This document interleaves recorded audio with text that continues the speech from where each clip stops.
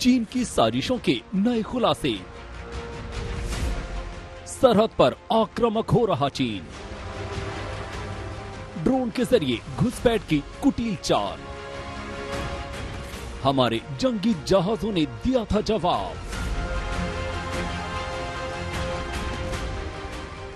भारतीय जाबाजों ने 300 चीनी सैनिकों को 9 दिसंबर को अरुणाचल में यांगसे पोस्ट से पीछे तो खदेड़ दिया, लेकिन ऐसा नहीं है कि सीधे 9 दिसंबर को ही पीएलए सैनिकों ने ये हिमाकत की हो और हमारी सरहद में घुसकर हमारी पोस्ट को हटाने की कोशिश की हो।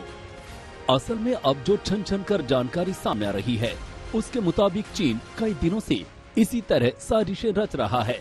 खास तौर पर अरुणाचल पर चालाक चीन ने अपनी कुटिल नजर जमा रखी है। उच्च पदस्थ रक्षा सूत्रों ने चीन के इस चाल का खुलासा किया है। इसके मुताबिक चीन कई महीनों से भारत में घुसपैठ करने की कोशिश कर रहा था। चीनी सेना भारत की तरफ आक्रामक अंदाज में ड्रोन उड़ा रही थी। इनका मकसद भारतीय सीमा की जानकारी जुटाना था। हालात इतने बिगड़ गए थे कि भारतीय वायुसेना को मोर्चा संभालना पड़ा था और चीनी ड्रोन के खतरे का जवाब देने के लिए सुखोई 30 लड़ाकू विमानों ने उड़ान भरी थी।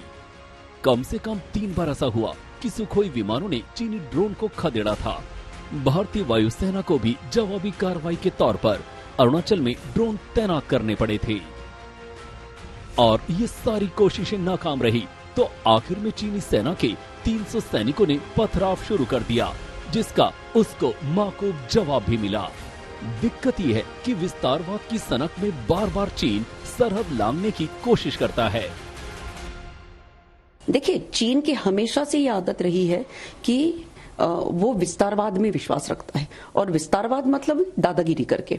लद्दाख में हम देख रहे हैं कि काफी दिनों से, काफी साल से ये स्टैंड ऑफ चल रहा है भारत और चीनी सैनिकों के बीच में, और गलवान भी हमने देखा है। लेकिन गलवान में जिस तरह से हमारे भारतीय सैनिकों ने चीनी सैनिकों को बहुत कड़ी टक्कर दी थी और उन्हें परास्त किया था एक तरह से, तो उसी प्रकार से चाइना अभी थोड़ा सा डरा हुआ है। बार बार चाइना हमारे देश के अंदर घुसने की कोशिश करता है। सवाल यह है कि चीन बार बार अरुणाचल सरहद पर हिमाकत क्यों करता है। एक्सपर्ट इसका एक दूसरा पहलू भी बताते हैं। इसके मुताबिक जब जब चीन अपने देश के भीतरी अंदरूनी दिक्कतों से दो चार होता है तो खोखले राष्ट्रवाद के एजेंडा को बढ़ाने के लिए ऐसी हरकतें करने लगता है, और जब भारत की तरफ से माकूल जवाब मिलता है तो तुरंत पीछे हट जाता है। हमने देखा कि जब चाइना के अंदर इंटरनल हालात बिगड़ते हैं तो वो नेशनलिज्म को भी बढ़ाते हैं अपने देश के अंदर और बॉर्डर डिस्प्यूट भी बढ़ा देते हैं। इधर भी कुछ करेंगे, फिर उसके बाद ये कि साउथ चाइना सी में भी ये डिप्लॉयमेंट बढ़ा देंगे या कुछ ऐसे स्टेटमेंट आने लगेंगे। चीन ने लद्दाख के बाद अब अरुणाचल में टकराव की जमीन तैयार की है, जानते समझते हुए कि यहाँ भी उसको जवाब मिलेगा। ब्यूरो रिपोर्ट, आज तक।